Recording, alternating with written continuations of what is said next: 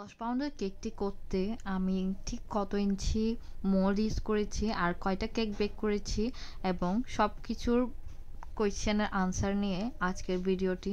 আসসালামু আলাইকুম and welcome to Amazing Bytes. প্রথমে দেখতে পেয়েছেন এখানে 5টা কেকের বেস দেখিয়েছি আমি, আর 5টা কেকই আমি 9 ইঞ্চি মোল্ডে বেক করে নিয়েছিলাম। আর এরপর সবগুলো কেক আমি ক্রাম কোট করে নিয়েছি, আর দেখতেই পেয়েছেন সবগুলো কেক একসাথে রেখেছি। আর এখন আমি যে বোর্ডটা নিয়েছি এইটা ছিল 24 ইঞ্চি সাইজের একটা বোর্ড, আর এরপর আমি ক্রাম কোট করে রাখা প্রত্যেকটা কেক একটা একটা করে নিয়ে এই বোর্ডের উপর বসিয়ে দিচ্ছি। এখানে ইউজ করা প্রত্যেকটা কেকই ছিল 2 পাউন্ড প্লাস, আর শুধুমাত্র ক্রাম কোট করার সময় কিন্তু এইটার ওজন ছিল 2 পাউন্ড প্লাস। আর দেখতেই পাচ্ছেন এগুলো কিন্তু ক্রাম কোট শেষে এখানে ফিনিশিং করা হবে, এর ফলে কিন্তু এখানে ওজনটা আরও বেশি বেড়ে যাবে।